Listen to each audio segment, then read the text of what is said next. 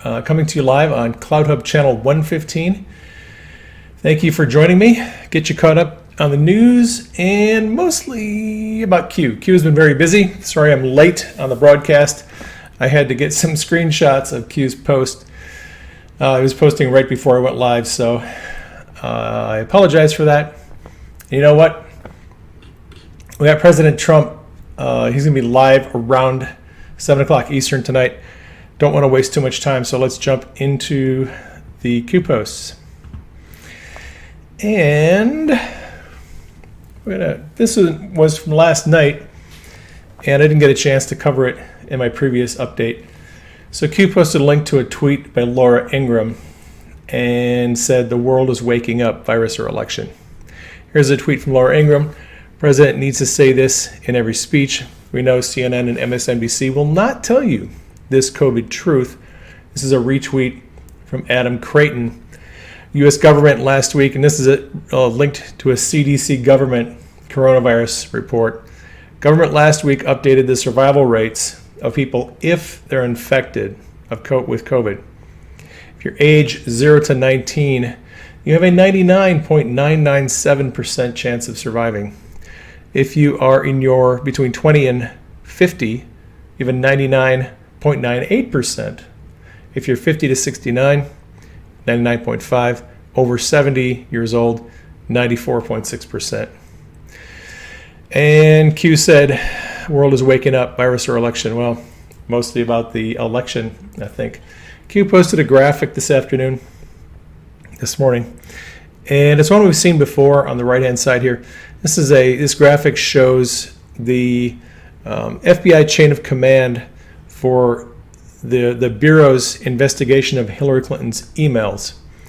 And so you've got Comey at the top, and then you've got Deputy Director Andrew McCabe, you've got Bill Priestap, Peter Strzok, Lisa Page, other people that are involved in the chain of command.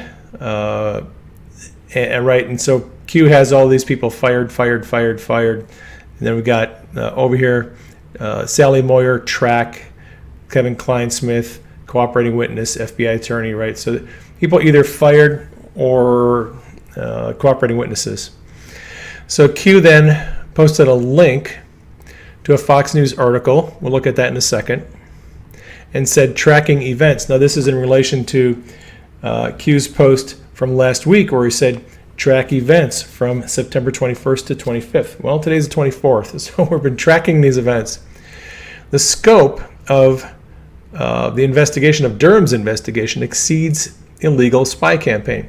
So a lot of people have been under the impression, I've been under the impression, that Durham, U.S. Attorney Durham, was only investigating Spygate. McHugh is saying no, his scope exceeds that. And for a U.S. attorney, anytime that a U.S. attorney starts investigating one crime, if they find other related crimes, they have a responsibility to investigate them. So this whole thing is it's a big ball of yarn, and everything's connected. So then Q writes, why is Durham's scope larger than just Spygate?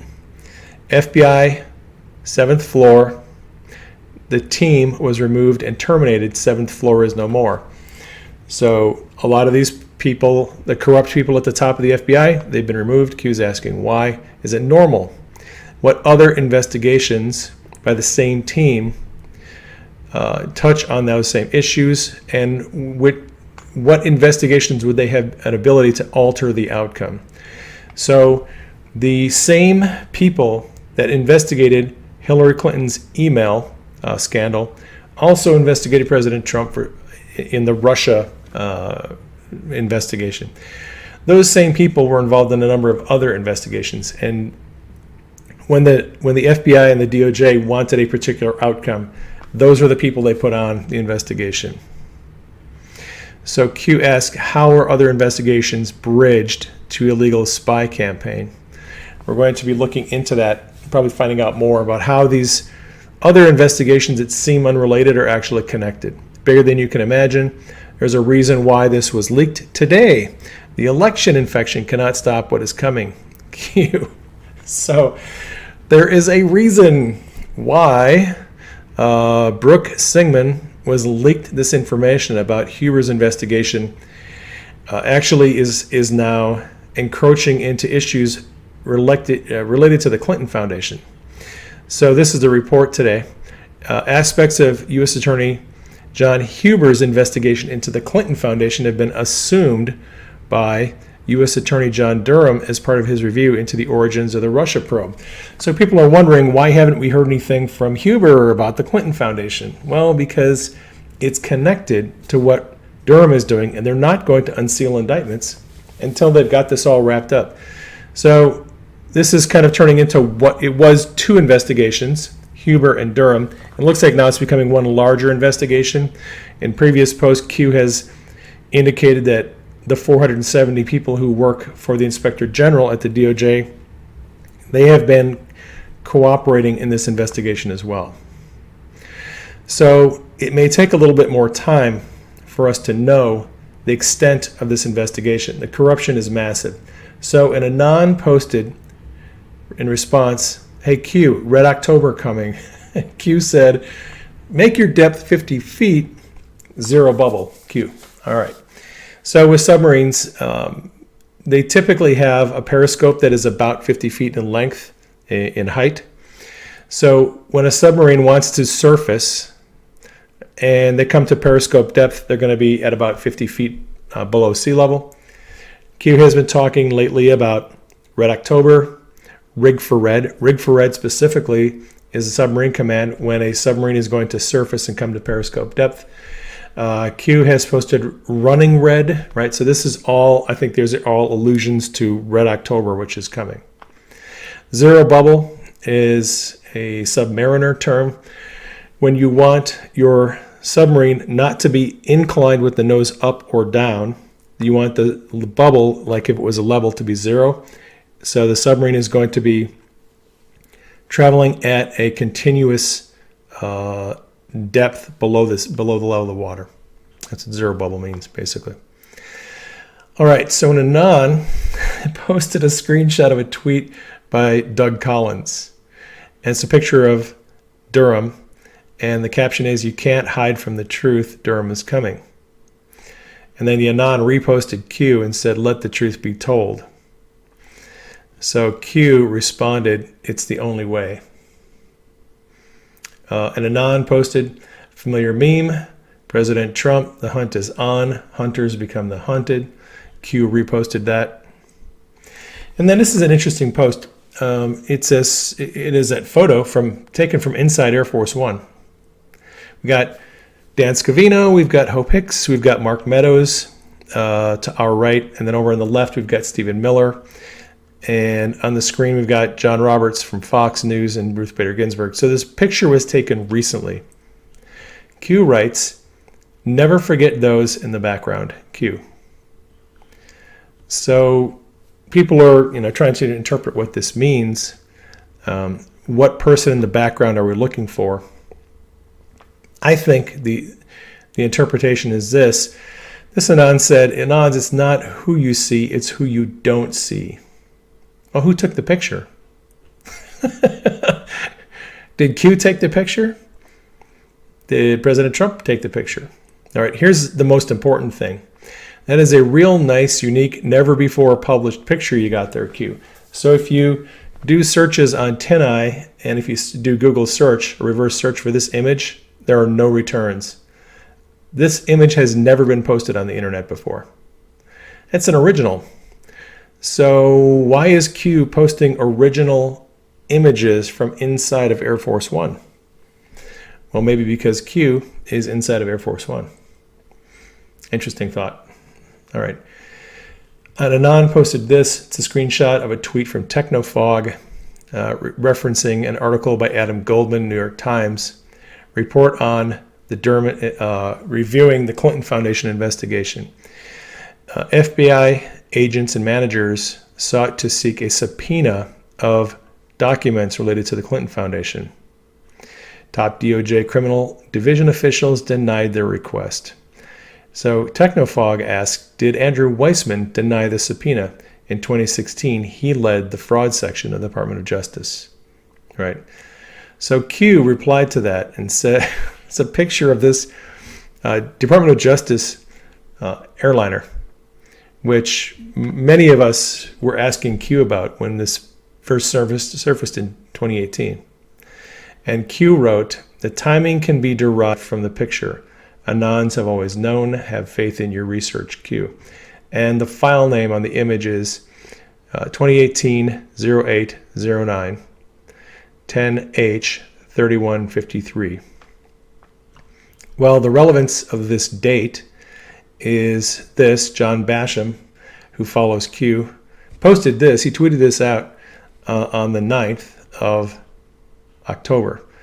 Yesterday, 8/8/18, the Justice Department had a Boeing 757-223 tail number. Here's your tail number, N119NA. In Little Rock, Arkansas, a local radio station reported that DOJ employees were loading boxes of documents into the plane. Important to note that the Clinton Foundation had an office in Little Rock. They also have an office in New York. So then this is interesting. John Basham here, he said, tracked the flight path and the registration of that Department of Justice airplane back from Little Rock back to the DC area.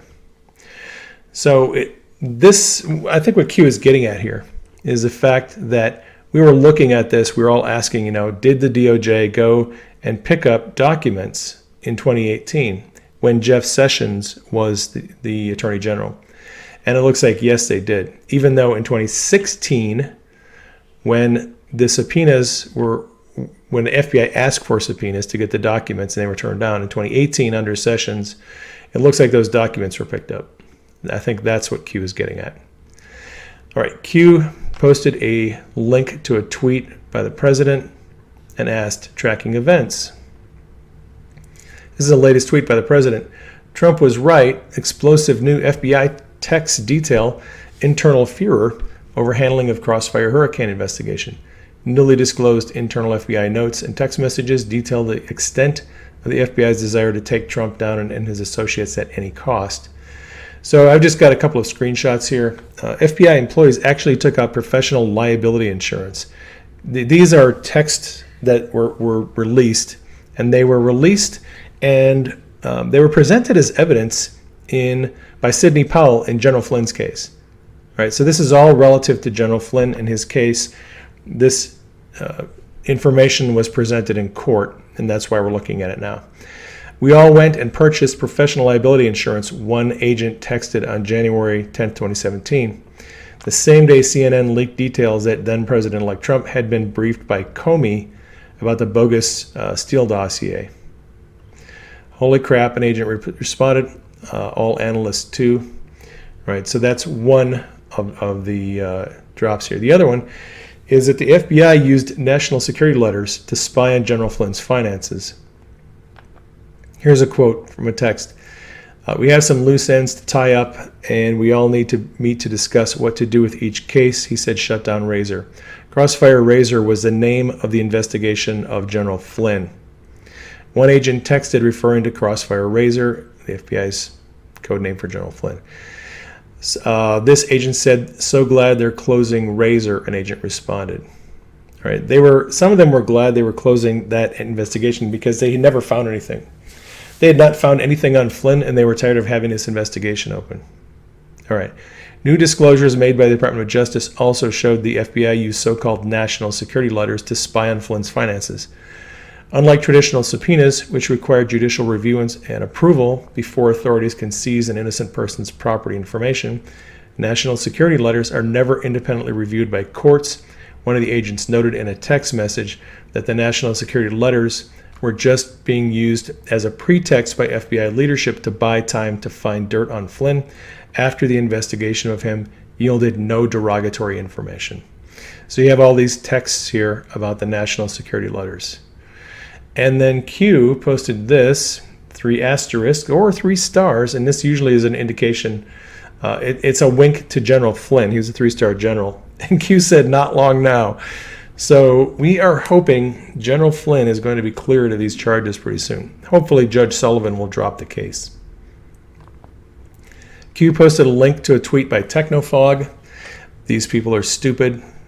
Pandemic, dem panic, Q.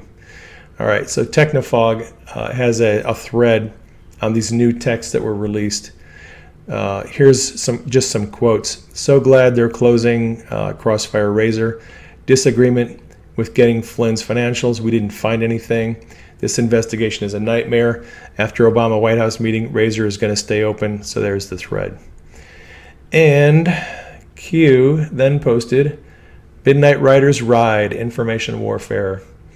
And that gets us caught up to Q and the news for today. I don't have a whole lot more other than that. It looks like Q has not posted since we started this broadcast about 10 or 15 minutes ago. So that gets us caught up. President Trump, I believe, is on his way to, he actually should be in North Carolina. I believe he's got a rally tonight. Should be on around 7 o'clock Eastern. So I'm going to jump off of here. You might want to check it out. I will post the Periscope link on my Twitter feed for the rally tonight. That's all. Thank you for joining me. Please keep me and Denise in prayer. Keep the president in prayer. Keep Q and the team in prayer. Keep the Secret Service and the military in prayer. And I will catch you on the next broadcast. All right. Be sure to tune in. See President Trump.